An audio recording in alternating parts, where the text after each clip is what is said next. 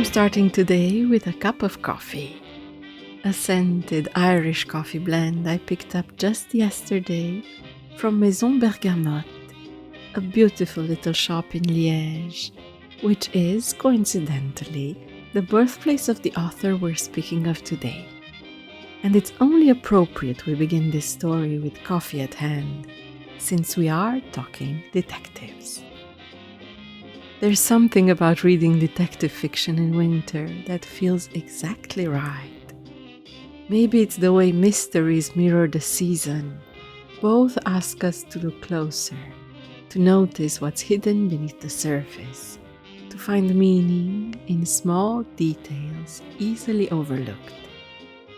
Or maybe it's simply that a good mystery, like a good fire, gives you a reason to stay inside while the world goes cold and dark outside. Georges Simenon understood this instinctively. Born in Liège in 1903, you can find his statue there now, sitting on a bench right next to City Hall. Simenon became Belgium's most famous writer, a title earned largely through his prolific detective fiction. He's the third most translated author who wrote in French, after Jules Verne and Alexandre Dumas. That's the kind of success that speaks to something universal in his work, something that crosses borders and languages with ease. His greatest creation was Inspector Maigret, a character who has become as much a part of European literary culture as Sherlock Holmes or Hercule Poirot. The iconic French actor Jean Gabin brought Maigret to life in several film adaptations, cementing the detective's image in the popular imagination. Pipe, overcoat, patient gaze. But where other famous detectives dazzle with deduction, Maigret does something quieter. He observes, he absorbs, he feels his way toward truth. Un Noël de Maigret, translated as A Maigret Christmas, is seasonally perfect. A novella that wraps mystery around the particulars of Christmas Day in Paris. It's the 1950s, and Maigret finds himself reluctantly drawn into a case when two neighbors from across the street appear at his apartment with a strange story. Santa turned up in the bedroom of a little girl on Christmas Eve. What unfolds isn't so much a puzzle to be solved as an atmosphere to be inhabited. Simenon's particular genius was never plot mechanics, but rather the accumulation of mood, the weight of weather and light and human behavior, observed with an almost novelistic patience.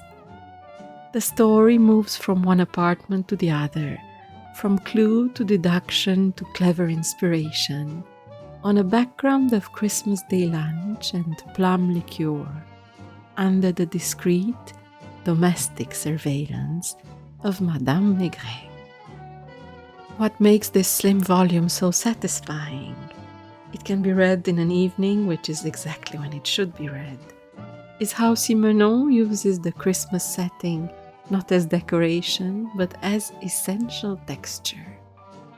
The holiday amplifies the story's central concerns, family secrets, the masks we wear for each other, the gap between the life we show to the world and the one we actually live.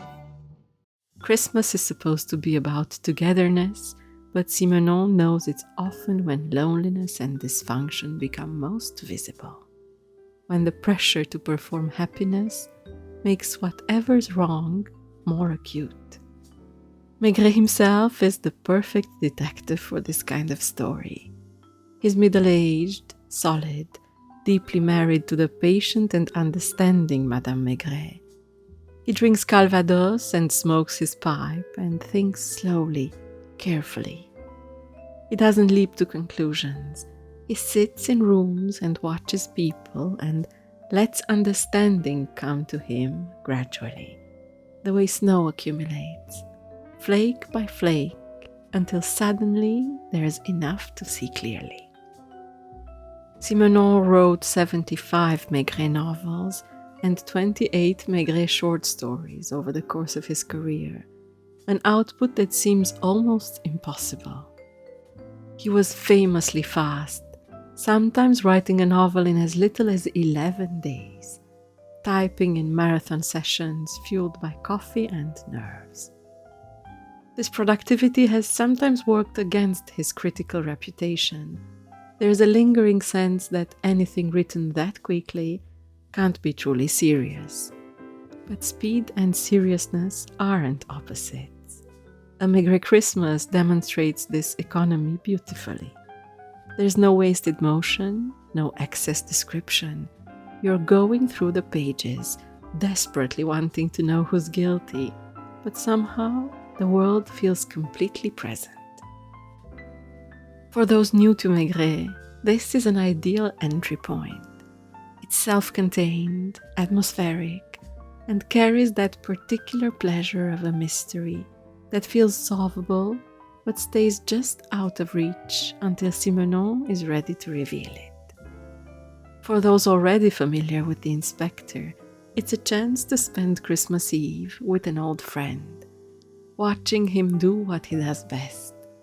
Pay attention, stay patient, and trust that understanding will come if you're willing to wait for it. I find myself thinking back to Maison Bergamote, where I bought this coffee.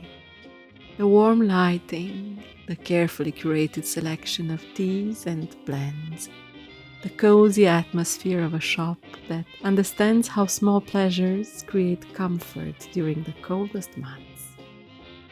This would be exactly what Madame Maigret would have loved. A cozy Christmas where beautiful things create the family ambiance. Too bad her husband has murders to solve.